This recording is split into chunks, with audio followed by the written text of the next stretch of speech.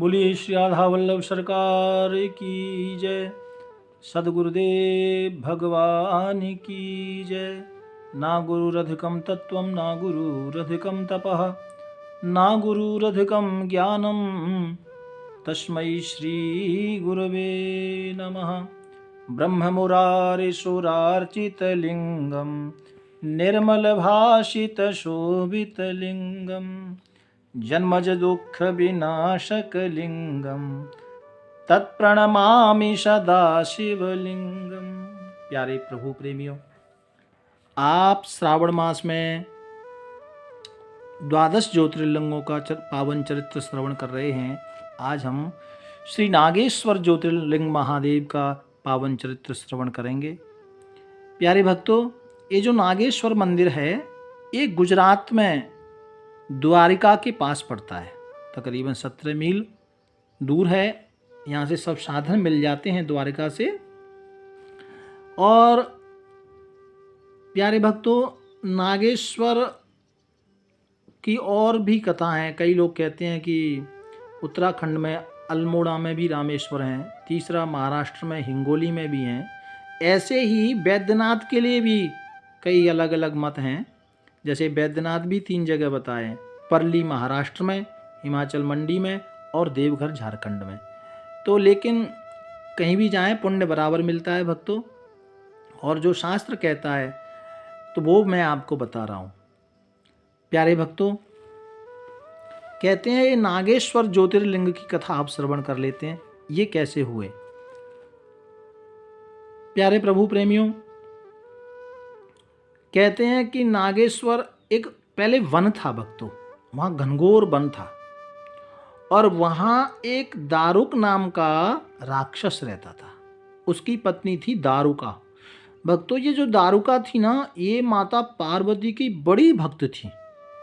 और इसी के प्रताप से इसके पति यानी दारुक को बहुत अहंकार था कि भाई मेरी पत्नी तो इतनी तपस्वी है, बड़ा पावर है इसके पास। तो ये क्योंकि दारुका जो पत्नी थी ना, उसको माता पार्वती की डायरेक्ट कृपा थी, आप ऐसा कह सकते हैं, डायरेक्ट कनेक्शन था। हाँ, बड़ा परम भक्ता थी भक्तों। और इसी के घमंड में आकर के ये जो इसका पति था ना दारुक, ये वहाँ रहने वाले समस्त लोगों को, संसारियों को सताने लगा। जो प्राणी जो जीव वहाँ रहते थे सबको ये मारता, सबको दंड देता, किसी से भी लड़ जाता, किसी को भी काट मार मचा देता। ऐसा इसका उत्पात था। तो जितने भी वहाँ जनता रहती थी, जो भी लोग रहते थे, तो सब मिल कर के एक महर्षि और के पास गई। ये एक महर्षि और भी पास में ही वास करते थे।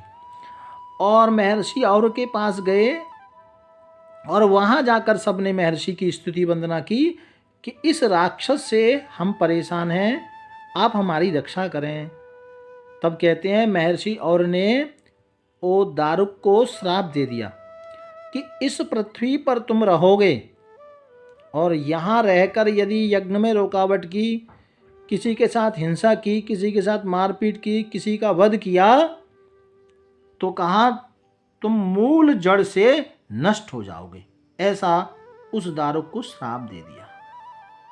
प्यारे भक्तों, देवताओं को जब इस बात का मालूम पड़ा तो दारुक इतना बलवान था कि देवता भी डरते थे भक्तों। तो उनको लगा मौका बढ़िया है, वो सब उनको मालूम हुआ लड़ने के लिए आ गए। अब राक्षस ने सोचा कि यहाँ यदि मैं देवताओं से लड़ाई करूँगा, युद्ध करूँगा, तो फिर मैं तो अपने आप ही मर जाऊँगा। क्योंकि महर्षि और का संत का श्राप लगा है ना कि यहाँ युद्ध किया तो अब उसी क्षण तुम नष्ट हो जाओगे। तो उसको लगा कि अभी क्या करूँ, और युद्ध करने में असमर्थ हो गया। क्योंकि उसको तो संत का श्राप याद आ गया ना।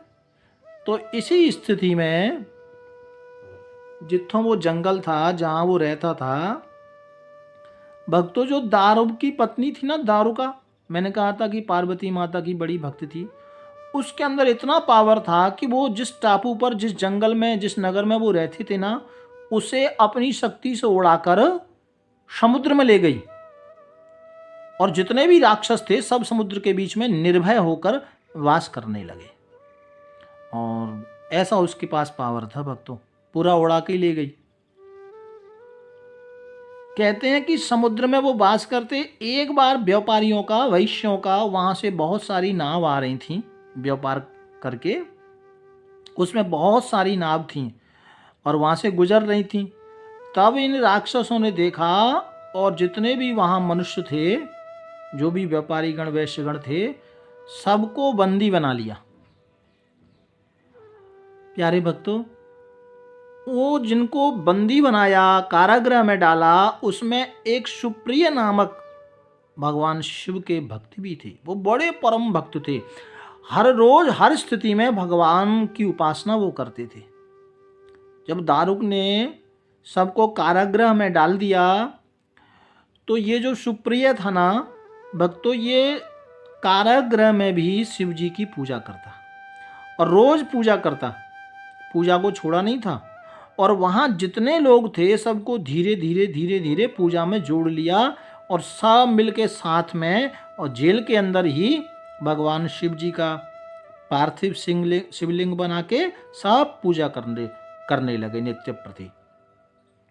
और जब ऐसा करने लगे तो दारोब दैत्य को मालूम चला, दारोब दैत्य को जब पता चला कि सुप्रिय ने ऐसा कार्य किया है, पूजा हो रही है मेरे कारागृह में, सबको धमकाया, डांटा, और सुप्रिय को भी धमकाया कि तुम पूजा पाठ बंद करो, यहाँ का राजा मैं हूँ, मेरी पूजा करो, ऐसा कहा।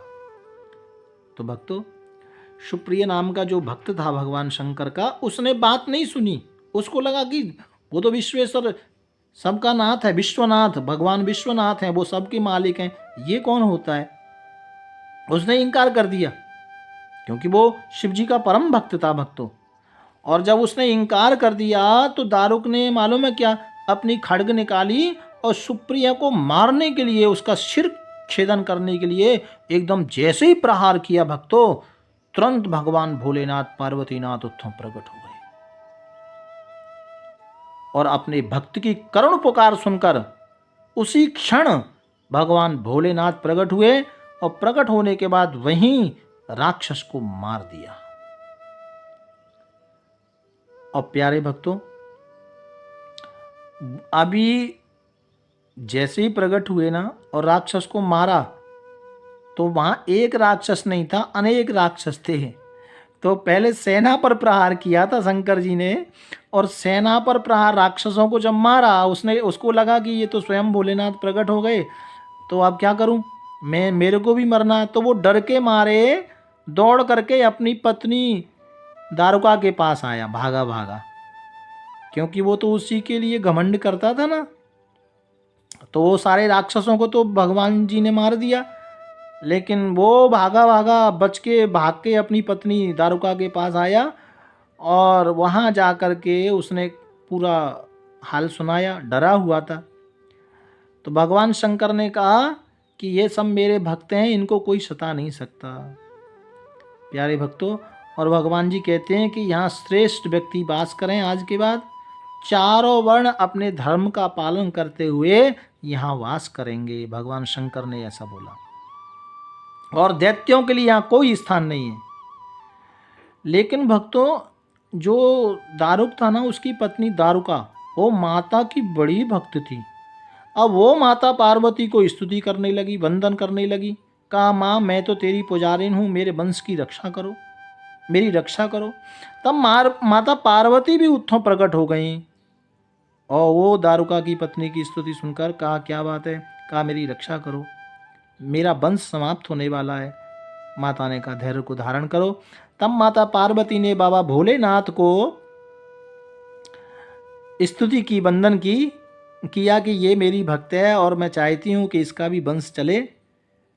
प्यारे भक्तों, जब माता ने जैसा कहा तो भगवान शंकर ने कहा तथास्तु देवी, आपकी यदि ऐसी इच्छा है तो ये लोग भी यहाँ वास कर सकते हैं, ऐसा भगवान ने कहा।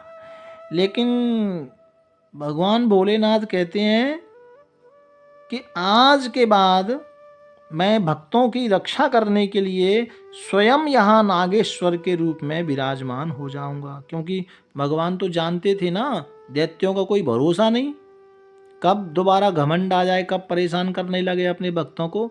तो भक्तों के हित में, भक्तों की रक्षा करने के लिए भगवान शंकर स्वयं वो समुद्र के बीच जो टापू था उस पर विराजमान हो गए।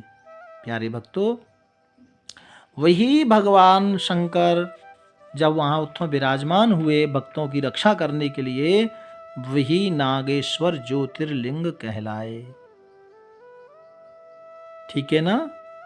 तो इस तरह से माता पार्वती भगवान शंकर नागेश्वर भगवान के श्री चरणों में प्रणाम करते हुए अपनी वाणी को विराम देते हैं। राधे राधे राधे राधे राधे।